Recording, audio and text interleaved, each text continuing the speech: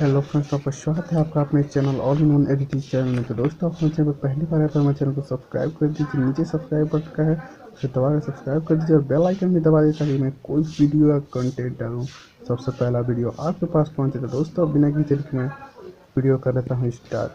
तो दोस्तों, इस फोटो को लेकर चलते हैं अपने लाइट रूम ऐप के अंदर। देख सकते हैं आप light room app.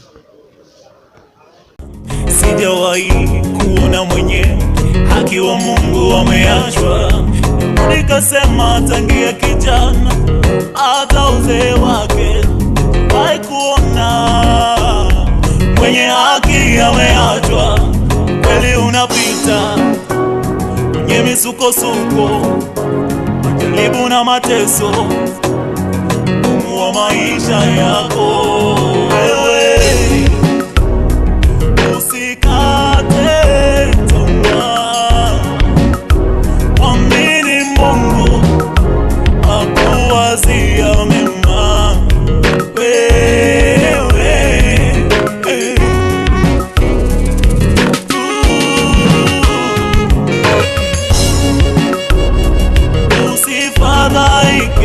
Mwamini Mungu takutetea wewe, kamwe hawezi kukusahau, kamwe hawezi kukuacha, kamwe hawezi kukuacha wewe.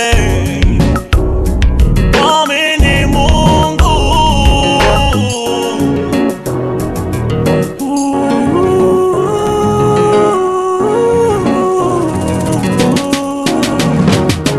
Najua Mungu ni mwaminifu sana, hawezi kukuacha, ni mwingi wa huruma. Najua Mungu ni mwaminifu sana, hawezi kukuacha, ni mwingi wa rehema. Tuwazia mema, tuwazia mema, tuwazia mema, tuwazia mema, tuwazia mema, tuwazia mema, tuwazia mema. Mungu wetu hawezi kukupungukia katika magumu, atakutetea. Hawezi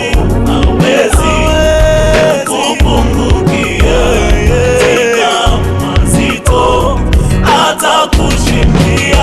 Usiogope wewe, mwamini, usiogope.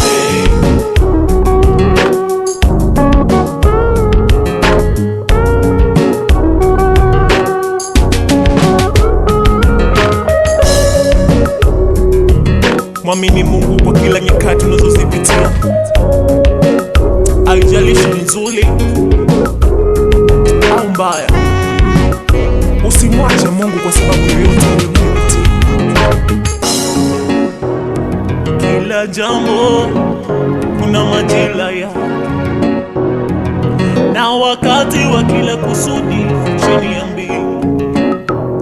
Wakati wa kuzaliwa na wakati wa kufa, wakati wa kupanda na wakati wa kung'oa, wa kulia na kucheka, wakati wa kuomboleza na wakati wa kucheka, wakati wa vita na wa amani, amani, amani.